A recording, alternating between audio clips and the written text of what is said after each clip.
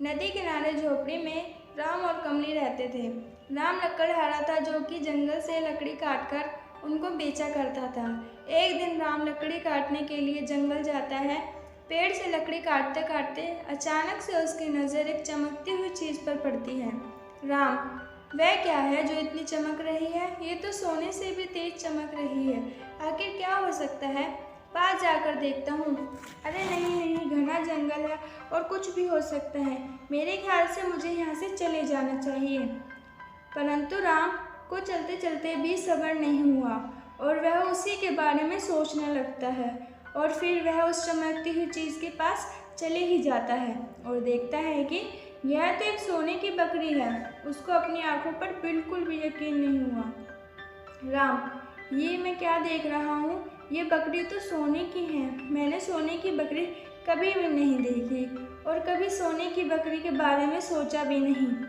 फिर क्या था? राम इधर उधर देखता है और उस बकरी को लेकर अपने घर आ जाता है। राम, कमली, ओ कमली, कहाँ हो? अरे जरा बाहर तो आओ, देखो मैं तुम्हारे लिए क्या लाया हूँ। कमली झोपड़ी से बाहर आते ही सोने की बकरी को देखकर एकदम हैरान हो जाती है। कमली, अरे ये बकरी तो सोने की लगती है। अरे हाँ, ये तो सोने की बकरी है। ये सोने की बकरी तुम्हें कहाँ से मिल गई? राम कमली को सब बताता है कि कैसे उसको जंगल में ही सोने की बकरी मिली। कमली, अरे वाह, अब तो हमारे मज़े ही मज़े हैं। ये बकरी तो पूरी सोने की है। इसको बेचकर हमारे पास बहुत सारे पैसे आ जाएंगे। तभी बकरी चिल्लाने लगती है। कमली, अरे अरे, शायद इसे भूख लगी है। मैं इसके लिए हरी हरी घास लेकर आती हूँ। फिर कमली हरी घास लेकर आती है और उस घास को बकरी को खिला देती है। थोड़ी देर बाद बकरी सोने की पोटी करती है। राम, कमली ये देखो, ये बकरी सोने की पोटी कर रही है। कमली, हाँ जी, आप सही कह रहे हो। आप तो हम दोनों बहुत ज़्यादा अमीर हो जाएंगे इस सोने की पोटी को बेचकर। राम, हाँ कमली, मैं सोने की पोटी को लेकर कल बाजार में बेच आऊँगा। तुम एक काम करो, इसको और ज़्यादा घास खिलाओ, फिर और ज़्यादा सोना आएगा। कमली, ठीक है जी, मैं इसको और ज़्यादा घास खिलाती हूँ। हमारा तो नसीब ही खुल गया, अब तो हम सबसे अमीर हो जाएंगे। फिर राम सोने की बकरी की पोटी शहर में बेच आता है और पैसे लाकर एक बड़े से बैग में रख देता है।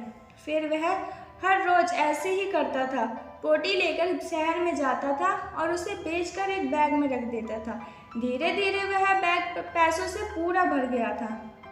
कमली, इतने पैसे मैंने अपनी ज़िंदगी में कभी नहीं देखे। अब तो हम ऐसे सब कुछ खरीद सकते हैं। मेरे लिए इन पैसों से अपना सोने का हार लेना। राम, हाँ हाँ, क्यों नहीं, तुम्हारे लिए मैं कल हार ले आऊँगा।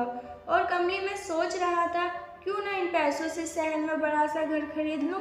जब भी मैं सोने की पोटी बेचने शहर जाता हूँ तो वहाँ बहुत बड़े बड़े घर देखता हूँ। पैसे तो अब हमारे पास है ही। कमली, हाँ जी, सही कह रहे हो। कल जब आप शहर जाओगे सोने की बकरी की पोटी बेचने तो वहाँ से घर भी खरीद लेना मेरे लिए और हार भी ले लेना। मैं जाकर बकरी का दूध निकालती हूँ, क्या पता वह भी सोने का हो। हमारे तो और ज़्यादा मज़े आ जाएंगे, हमारे पास तो और ज़्यादा पैसे हो जाएंगे।